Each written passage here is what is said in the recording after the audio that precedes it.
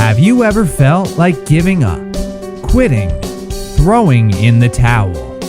Welcome to Never Ever Give Up Hope featuring Carol Graham. She's an author, health coach, and motivational speaker. Backed into a corner multiple times in her life, Carol shares with you stories on how she overcame some of the toughest obstacles a person can go through in life, but refused to give up hope. Rather than admit defeat, an opportunity was presented, and it involves each and every one of you. Carol will feature spectacular guests who will share their messages of hope, encouragement, and their inspiration to prove why life's adversities only make you stronger. And now, welcoming the host of the show, here's Carol Graham.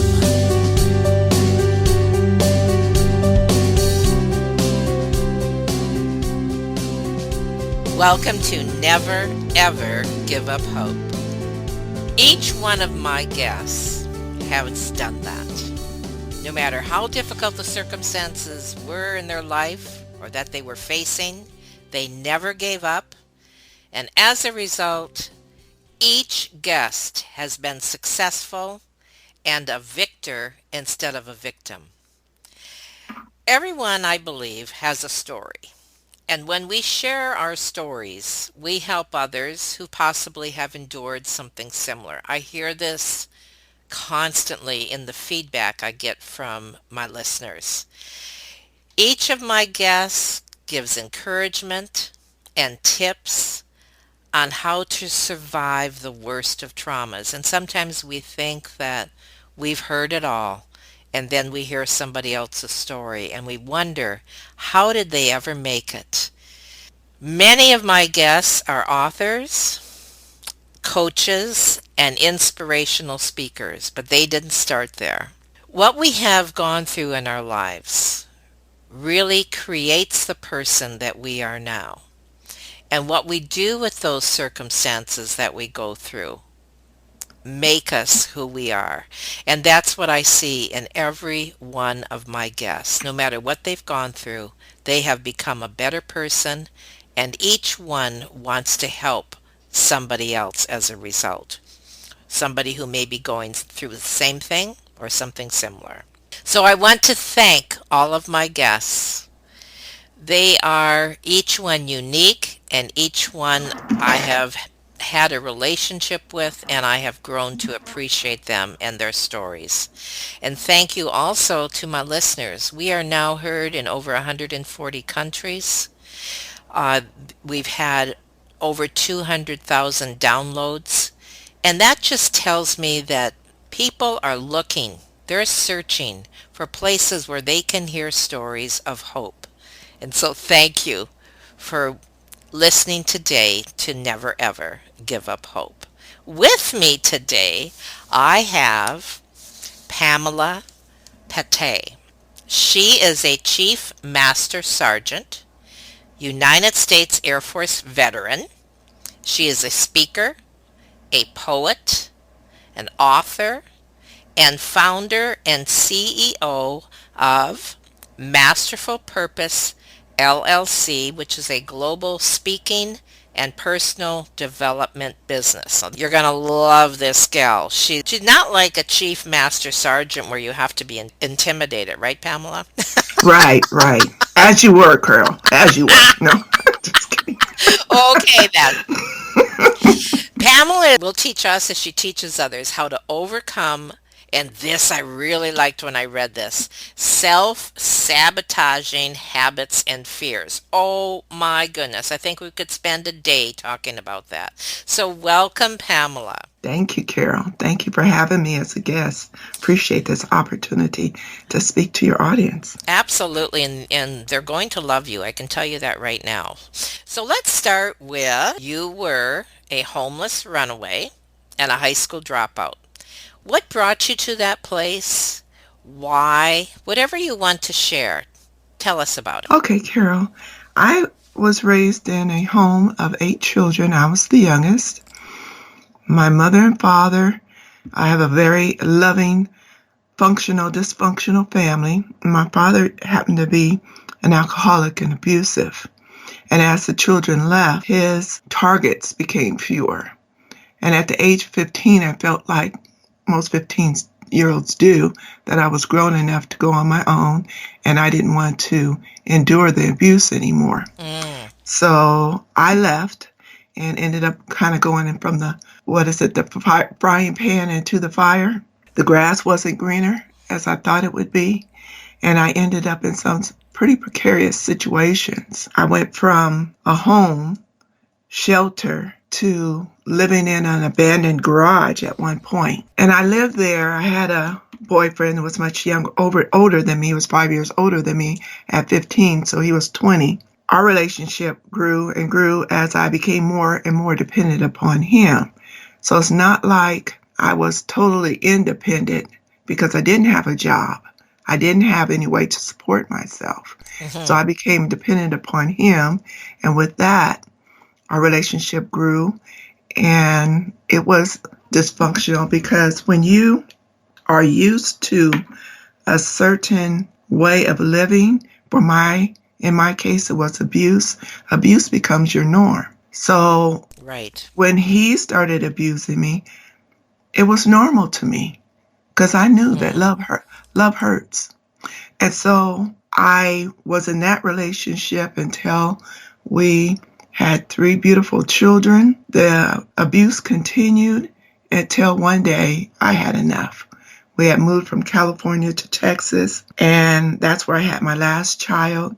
And one day, the abuse was so bad I almost lost my eye. And that was my wake-up call. So how many years had you been with him? We had been together that was 6 years, 74 to 82. I separated from him, got into another abusive relationship because that was my norm. Again, I was looking for love, and I knew love hurt, so I accepted that. And another abusive relationship until finally I got with someone that I didn't know previous to my getting with him, that he was a felon, that he had mental issues, he was a psychopath, as well as abusive. And so in that relationship, it just got worse and worse until I knew my life and my children's life was in jeopardy. But I didn't know how to get out of that situation. He had threatened my family if I left, and he had threatened, and I knew he would because he had been in jail for harming people, and I'd seen him shoot someone before. I wasn't in a good spot either. Tell me about what you were feeling at this point. Obviously, you were in fear, but what else was going on? Well, living on the streets and not being, I was raised in a Christian home, but I was never a Christian. I went to church because I was drugged to church. I had to go. So it was never in my heart or in my mind. So when I went into the streets, I was very much in the streets. I was doing all the things that you do in the street. I was smoking weed and drinking and promiscuous and doing all the things that you do as a young person in the street in order to survive. And so even in this relationship that I got into with him, I kept on abusing my body with alcohol and drugs. And I was never really present for my kids. I was there, but I wasn't present. I had more of a mindset of where my next high was coming from, how I was going to get, to a mental state where I could handle my situation. When I was in that abusive situation with him, it kind of sobered me up a little, but I wasn't all the way there. I was still very much a slave to alcohol and drugs. And finally, it came to a point where I thought we had separated. He was gone for a while. Were you glad at that point? Oh, I was. I still felt empty. My heart was empty. I was feeling alone and lonely. I'd never really been by myself. I lived alone in an abandoned building for a week or two, homeless, and then I had moved in with my husband's family, and then from there with him, And from there, I had another boyfriend. So I'd never really been alone. And even now I had children. But this was the loneliest I had been. I was by myself mentally, physically, and I felt abandoned. I still had a family, but they were distant at this point because of my reckless lifestyle. And I wasn't really close at that time to anyone. You were empty. So You were empty, I, weren't right. My heart was empty. My soul was empty. My mind was empty. I didn't know which direction to go. I was directionless. So it wasn't a good time. It wasn't a good time. And then when I thought he was gone, it was early in the morning and I was sitting at the table trying to figure my life out, not knowing what to do, who to call. He knocked on the door. And when I opened it, I was shocked. I wasn't shocked because of the way he looked. He had shaved off his eyebrows and his hair, and he was looking a little crazy. And I wasn't shocked because he was holding a shotgun. I was shocked because what he said. He said, I just murdered someone and I need to come in. My heart raced. My mind raced. Trying to think of my options quickly. I had children just 10 feet away sleeping in another room. Do I say no? And I know his fury. I know his wrath. Would he shoot me right then and then come in and shoot my kids? Do I let him come in and then he get upset and shoot me and my kids? What do I do? What do I do? I couldn't call out. The house that my sister stayed in was a little ways away, but she wouldn't have heard me at that time in the morning. So I did what I thought my only option was. I let him in. He came into the house and lying on the bed, said he was tired and wanted to take a nap. He laid the shotgun down, closed his eyes, and I stood there in the doorway looking at him, looking at the shotgun, looking at him, looking at the shot, trying to decide, was now my chance? Do I try to get the gun? I knew he would overpower me because it was much bigger than I was. If he woke up, how was he really asleep or was he just resting his eyes? And as I deliberated what to do, there was another knock at the door. I went to the door and one of his friends said, I need to speak to your friend. So I went to the room and I woke him up and I told him there was someone at the door for him. He went outside down the steps into the dark carport that was just lit by one overhead street light many yards away. So the whole yard was basically dark. And he was in the shadows of the carport. And the person that he was speaking to danced around with him, turning as he was speaking to him until his back was to the carport. It was at that time that I saw the shadow move. It happened so quickly, Carol. Within a split second, I was standing on the steps watching them speak. And next thing I know, pow, he had been shot in the head. And the guy looked at me. At the same time he looked at me, I stepped back into the house and closed the door. I didn't know if he was going to come to me, Right. if I was the next target. I didn't see the person that was behind him, but I knew there was somebody there because the person in front of him didn't do the shooting. And then I could hear the footsteps. I turned the light off. I called 911. I called my mom, and I'm shaking, and I'm scared, and I'm crying, and I'm out of my mind with fear. What do I do? My kids are right here. Are they going to come in and kill me too? Do they think that I saw what had happened? You know, I didn't know who it was or why they killed him, but I was pretty sure it had to do with what he had said he'd done with retaliation. Soon enough, the police showed up. I think my mom showed up probably before the police, because when your child calls you crying and out of their mind, especially your adult child, you know that there's an emergency. And I had never really called her like that before.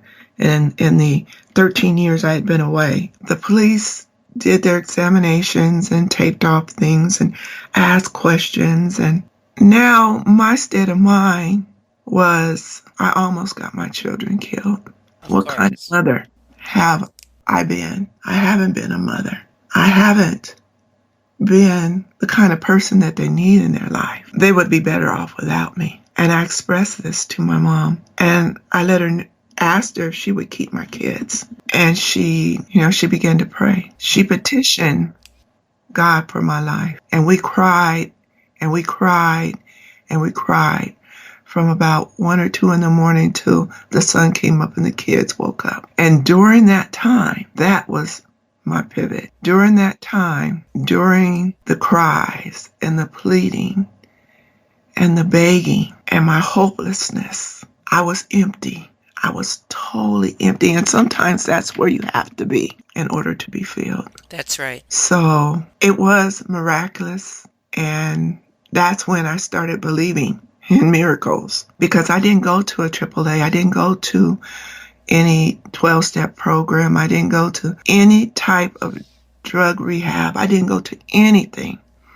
But I was free for the first time. How did you know that? Was it a feeling, a sense? It was like I had been holding the weight of the world on my shoulders. And at my breakthrough, the world fell off. I was cold. My heart was cold. My heart felt warm. My vision, I had never noticed the blue skies and the birds singing and the beautiful faces of my children. I hadn't even noticed that in years. And suddenly I could see. I could hear the birds. I was new. I was brand new. I felt light, like I could just walk on air. I didn't, like I was, and I'm sure I was born again. Like I was coming out of the womb again for the first time and seeing light and breathing air and experience the newness of life. Now, how long did this take? Did this all happen when your mother was there that night, or was it over a series of weeks, days, months? It was during our prayer. Okay. It was right Okay. then, instantly, in the blink of an eye. It was like the scales had fallen off my eyes, and all of a sudden I had been blind and now I could see. All of a sudden I could smell, I could hear. So I'm assuming that your focus must have changed at that moment as well. All of a sudden, you probably appreciated your children more and you wanted to change your life. Did that happen at that same time? Exactly. I wanted to hold them and absorb them and get back the years I lost. I wanted to be there for them. I realized all of the growth that I had missed. My kids were 12, 11, 10 years old, and I had missed all that time, Carol. I had missed it.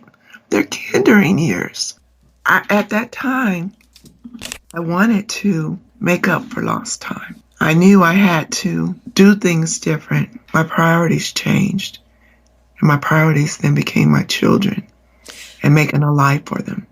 How did you handle the guilt that came with that? You know, that is something that, honestly, I still deal with today. Really? There are things that happen in those situations, even to my children. My daughter was physically abused, sexually abused, because I wasn't there, because of the people that I had in her life. That is something that, I have to live with. They're beautiful, beautiful people today, adults, in their 40s, but I'm sure it had an impact in their life. These were their kindering years. These are the years 0 to 7 is when your character is formed. You come into the earth with a little bit of conscious, very little, and no subconscious. And during the years of 0 to 7 is when your subconscious is formed.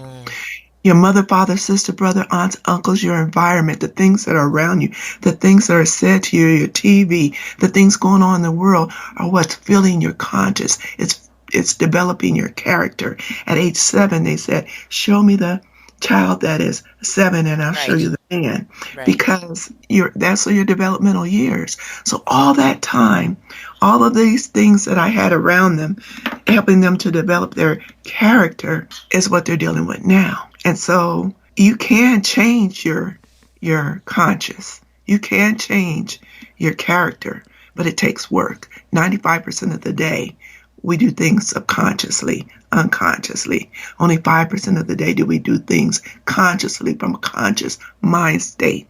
So we don't even know that we're reacting to situations based on a character that was formed 0 to 7, be it good or bad. It's just automatic.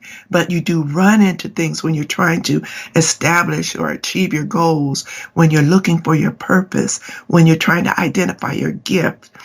All of those roadblocks that you run into are because of your subconscious mind, or because of the character that was built. Eventually, with counseling and guidance, you might recognize some of your self-sabotaging habits, fears, and self-limiting beliefs. And over the course of the years, habits that you start to recognize, repetitious self-sabotaging behaviors that keep coming in the way of relationships, of you achieving your goals, of mindsets that you start recognizing. But how do you change that? How do you stop feeling like you are invaluable? How do you stop procrastination? How do you stop those things? Science says there's only 2 ways, Carol. There's only 2 ways. One is through repetition. Your subconscious mind processes over 400,000 bits of information a second. Your conscious mind only processes 5,000 bits of information a second. Your subconscious mind has the conscious mind as a filter, and your conscious mind is awake 24 hours a day. And that's where all those self-sabotaging habits are stored. In order to change the habits that are stored in your subconscious mind, you have to reach it when your conscious mind is not there, during hypnotherapy, like at night before you go to sleep, or through repetition, positive affirmations. You learn how to walk, you learn how to talk, you learn how to drive a car. You can drive a car and end up at your destination without even realizing all the places that you pass, because your mind, you're in a subconscious mind state while you drive. And then your conscious mind starts thinking about your grocery list, things you need to do, and you end up there. That's how powerful the subconscious mind is. Through affirmations, you learn how to walk, you learn how to talk, you learn how to drive, you learn how to do all these things through repetition. You didn't wake up knowing how to drive. You made a few mistakes and you practiced over and over and over until they became ingrained in your subconscious mind. Now you drive as a habit. Habits are formed that way. You change or remove, you can remove or replace self-sabotaging habits by repetition through positive affirmations over and over and over. If you have a self-sabotaging habit of feeling like you're invaluable, of feeling like you're worthless, a habit of saying words are possible, words are powerful. You master your words and you master your mind. You say those things that are not as if they were until they are, right? How did you get from point A to point B? You had this experience and it changed you instantly, but there had to be a place in there where you decided who you wanted to be, where you wanted to go, what you wanted to change. Was this a instant as well, or did you get help? What happened during this time period? I understand where you're now and where you were then, but how long of that was a process that you had to go through? In other words, if somebody else is in that low space where you described and they want to be where you have become now, what are their steps? What steps did you take to get there? It wasn't instant. No, it wasn't. It was a course of years of trial and error and trying to figure it out. My mother was a very positive influence in my life, and she believed in positivity. She believed in goal setting, and she introduced me first to goal setting. I started studying all the gurus. Frank Covey, I got my first goal planner, and I studied Bob Proctor, John Maxwell, all the gurus. I started studying their goal setting habits. And it wasn't until I kept running into walls, even with their philosophies, that I learned that I had a self-sabotaging habit of a fear of not being enough, of feeling invaluable. Because 0 to 7, being abused, how can you love me? How can I be worth anything if you're abusing me, if you're hitting me, if you're giving me this type of physical pain? You don't love me. I'm not worth being loved. I'm not worthy. Mm-hmm. Was ingrained in my subconscious. That was my self-sabotaging habit. And it produced itself and showed up and presented itself at every opportunity until I discovered through research and trial and error of what it was. And then I started putting into place some things I found in scripture. Speak those things that are not as until they are. Positive affirmation. Right. I am smart. I am worthy. I was made in his image. If I'm in his image is powerful. His image is strength. His image is courageous. His image is non-failing. His image is beautiful. His image is selfless. So all of those things. And I developed a practice of waking up in the morning with a positive mindset, no matter how I feel when I first wake up, even if I have just a few hours sleep and I know that I have to get up and face some, situations. I wake up with a positive affirmation, and that's what I recommend to everybody. Wake up and thank God that your eyes are open, that you're breathing breath, but state a positive affirmation. My affirmation is, this is a day the Lord has made. I will rejoice and be glad in it. And I say, I will rejoice and be glad in it. I will rejoice and be glad until my spirit changes. If you say something positive to yourself, you can change your mindset. You are what you say you are, and you aren't what you say you aren't. You will do what you say you will do, and you won't do what you say you won't. So I say, I will rejoice until my mindset becomes rejoiceful. I have words on my mirror, all my positive affirmation. And as I'm brushing my teeth, I'm looking at those words, and then I finish, because one way to establish a habit is to attach it to a habit you already have. So I get up and I brush my teeth habitually. And so I attached the habit of saying the positive words that I've taped up to my mirror. I'd call it my PMT, positive mirror talk. And when I do my workshops, I pass out these mirrors to everybody in the workshop, and we practice. Some people have never heard those positive Wow. words spoken to themselves. And even if you have to say it to yourself, these are things that are in the Bible. These are things that God says to you all the time. And so you say those positive words. I am precious. I am the apple of his eye. I am special. I am courageous. I am successful. I am strong. I am beautiful. I'm smart. I can do all things through God who strengthens me. I'm a conqueror. I'm a warrior. and you just say those things. You put those things on your mirror. You go through the Bible and you pick up all the things that God has told you are, so you know that is true. And you put it up on you and you say those things over to yourself. And any type of goal that you have. So I have goals, and I place them throughout my house, on my lampshade, on my computer, because just like when you bought a car, if you bought a red car, and my car just happens to be red, so I know this, I started noticing all the red cars. All those red cars were there all the time. It's just that now, because my car is red, it's in my subconscious now. And so I'm noticing all the red cars. So when you put up a goal, or a positive affirmation, put up something that you want to get seated in your subconscious, and you see it all the time. I am a successful speaker. I am a successful speaker. I am a successful real estate owner. I am a successful blogger. I am a successful daycare owner. I'm a successful mother. I'm a successful wife. Whatever you are, you put it up there. And then you'll start noticing the opportunities for you to take hold and become what you said. You'll notice that the doors are open in opportunity areas that were open all the time. But now that it's in your subconscious, I'm an author, and now you find opportunities to go to workshops and to strengthen that that skill, you realize that all those doors were open all the time, but now you recognize them because they're in your subconscious. And I submit to all of my workshop people and the people that I speak to, that I counsel, be it paid or be it free, because I give free workshops to women transitioning out of prison. And I talk to them about discovering your gift. Your gift is in you.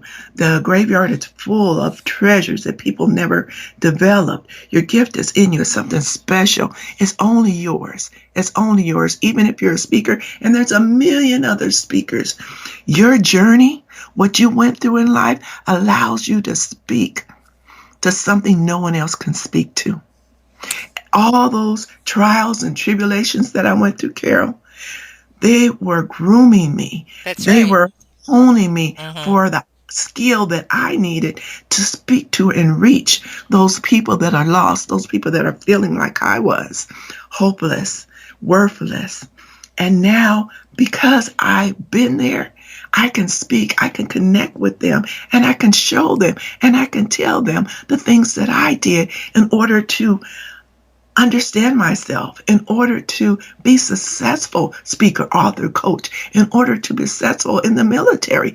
I rose to the top enlisted rank in the military, a position that less than 1% of Black women make, less than 1% of over 300,000 people. I rose to the top enlisted rank from being homeless, from dropping out of school, not getting my degree, to having 2 master's degrees, because I discovered who I was. I discovered my purpose in life. At what point did you go back to school, or how did you become enlisted in the military? Like, where was that? Well, it was about 8 years from the time that I got my breakthrough till I went into the military. During that time, I was getting on the right course. God was Okay. strengthening my path. Right. So I was getting a job, becoming a productive member of society. I was learning how to set goals through trial and error, strengthening that area. I knew I had a gift of speaking, and I had always done poetry, so I began to hone that skill. And then one day I had a friend that was in the military, and I was with her and another friend that happened to be a recruiter. He had never tried to recruit me, and I thought that was because I had 3 kids, even though she had 3 kids and was in the military. It never dawned on me that that was my opportunity. I'm thinking, I don't have a high school diploma. I dropped out of school. I've been homeless. I've been, in other situations. I didn't even know that was an opportunity for me. But then I heard him speaking to someone else, recruiting them, and I was like, oh man, I sure wish I could be in the military. And his eyes popped open, his head swung around, and 2 weeks later, I was in the military. And I did have to go through some things. I had to, in the military, I went into the reserves first. I couldn't go active duty because of my single parent status and because of my age. I was then 32. So I went into the reserves, and I had to give up custody, care, and control of my children. You cannot be a single member and be in the military. I went to my husband, my ex-husband then, and asked him to take custody, care, and control of my children. And he was always a good father. He was never a good husband, but he was always a good father. And I knew that he didn't really want the kids in his custody, care, and control. So it was only really a paper thing. I kept them in my custody, and I kept them under my roof. But legally, he had custody, care, and control. And the kids were a little older then. So I joined the military and moved quickly up to the ranks because of my maturity. 6 years after I was in the reserves, I went active duty. You can go from reserves to active duty. And that's what I did. I became a recruiter. And for 20 years, I was able to utilize my skill of counseling and speaking and coaching. That was a gift. That was my purpose in life all the time. And I was able to use those skills through coaching people as they exited the military. Usually these are kids between 20, 24. that are separating after 4 years in the military. And I Mm. coached them on what was their next step in life. What were they going to do? Because they were separating without a clue. And because of my age, they respected that. And because of my rank, they had to listen. So I started coaching. I coached hundreds and thousands of young people on their next step. It wasn't my job. It was my purpose. My job was to recruit them into the Air Force Reserve. My purpose was to make sure they had a goal. So they would come into my office and they'd huff and scuff. I didn't know this appointment was about. How come I have to do this? Because I'm chief. And I said, so come back tomorrow with a plan. I want to know what your plan is. Write it down for the next 5 years. Because you can have a dream, you can say what you're going to do, but unless it's written down, that's all it is. And I would have them sit down and I would have them come back to me with a written goal. And afterwards, they would thank me. They would thank me. Right, of course. Because they never knew what they didn't know. So did you use what you learned there and what you taught in the military to what you are doing now? Oh, definitely. The military spent hundreds and thousands of dollars training me to train others. They trained me on how to recruit, which is a sales technique, in order to connect and establish rapport. And I use those skills when I'm connecting with my audience. I'm not selling anything, but I'm connecting with them. And that's what you have to be able to do in order for them to understand how to get from A to B. And that's my whole purpose. My life mission statement is, God willing, I fan into flame the gifts of God and connect. I fan into flame the gifts of God, help other people establish their goals through poetry, coaching, and speaking. So I utilize the military trained me on how to handle conflict resolution, handling difficult situations, leadership skills. I had 20 years of training on how to be a leader because as a chief, I'm the leader of the enlisted. So I had opportunities to teach and coach and speak all over the world, as far as Japan and other continents and Alaska, Hawaii, Guam, all over the place. And the skills that I learned in the military, everything, I just have to say God is good. Everything that the military taught me, I utilize today. The military helped me get my first degree and my second degree. Excellent. And my third degree. And now I'm working on my fourth degree through the military. Yes. Now, what is the Masterful Purpose Goal and Action Planner? Is that all part of this? Right. The Goal and Daily Action Planner, it's a daily action planner and guide. The guide helps whoever is utilizing it, being male, female, young, and old, analyze yourself, discover a mission statement, the 4 W's of goal setting, the why, when, and how to reach your goals. A lot of people set goals and they don't know how to reach them. Only 13% of people of over 7 billion actually achieve their goals. And only 3% of those are actually successful, really successful, because they don't know how to reach their goals. So I go through the steps of goal setting and obtaining. And one of the main things that people don't do when they reach their goals, set their goals, is to set action steps. I have affirmations in here, what you need to say in order to change your mindset, in order to get out of those self-sabotaging habits that prevent you from achieving your goals. I talk about goals versus habit. It's a goal to write out something and set a date for its achievement, set action steps. It's a habit to want to drink more water every day, to want to eat correctly. Those are things that you never want to stop doing. Those aren't goals. Those are habits you want to establish. So I talk about the difference. I talk about what it takes to be successful. You have to say it. Say it out loud Words are things. Words are a vibration, and you have to say it out loud so that vibration gets into your mind and you can actually start believing it. You believe it with every fiber of your being. You write it down until it's so to make it real, and then you set those action steps. I talk about perseverance. Winners never quit, and quitters never win. I talk about recommended areas for your goal. I talk about brainstorming.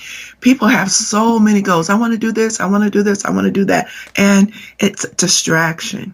So you brainstorm. You get all those things out of your mind onto paper so you can set a one goal and be 100%. If you had a pie and you chopped it up into 15 little pieces, it's going to be harder for you to focus on one thing. But if you take a pie and you give it 100%, it'll be easier for you to focus on that one thing. 15 separate little entities or 15 separate little goals, you'll never achieve it. It'll take you longer to achieve that goal. I talk about sample goal list and so much more. And then the planner is a daily. It's a daily goal setting planner. It gives you a scripture to memorize for the week. Is this on your website? Is this how people connect, or how does the audience get involved? It is on my website, masterfulpurpose.com. And when I have workshops, these are tools that I utilize through the workshop. Are these online workshops, though? Or yes. Okay. No, not online workshops. I give physical workshops. I'm working now on a webinar that'll be complete by June. Okay. And they'll be able to get the workshop online. Right now, I have a Facebook Live. I done a Facebook Live giving tips and tools every Monday night, Pacific time. And on my Masterful Purpose Facebook. And I stopped a couple of weeks ago, but it's been on my heart to start again. With so many things and so many people online right now. They can go to my Masterful Purpose workshop where I've talked about these things, and there's over 150 videos. Oh, perfect.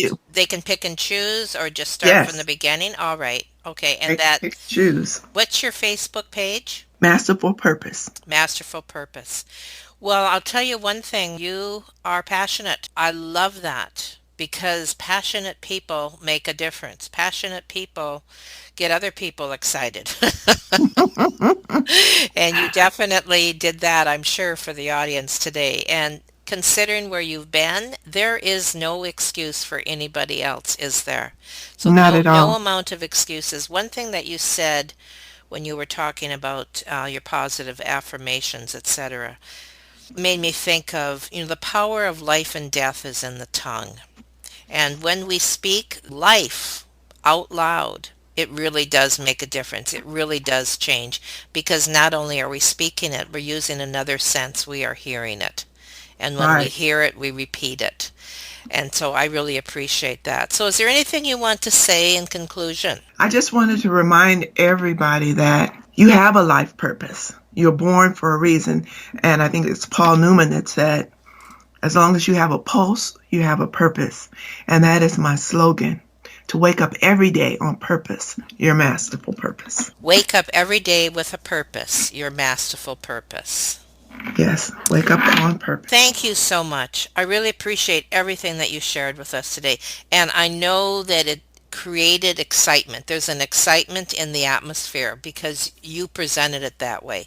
And I applaud you for where you've been and where you went. Where you've arrived and where you're going. And that's what we want to get on board. And winners attract winners, right?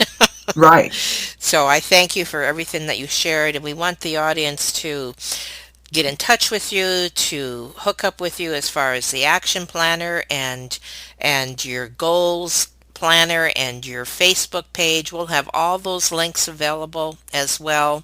And people can connect with you in every way that they would like. You also, I'm assuming, will answer people if they email you or go to your website, that you have you can have an interaction there with you as well. Or in coaching, what do you have to offer there? Right, I do Zoom coaching and one-on-one coaching if they're in the area, and it is goal achievement coaching, and I also do speaker's mastery. Okay. So if they're looking to become a better speaker, they All can right. all that's online. The Perfect. contacts and connections are all Okay. online, as well as my blog. All right.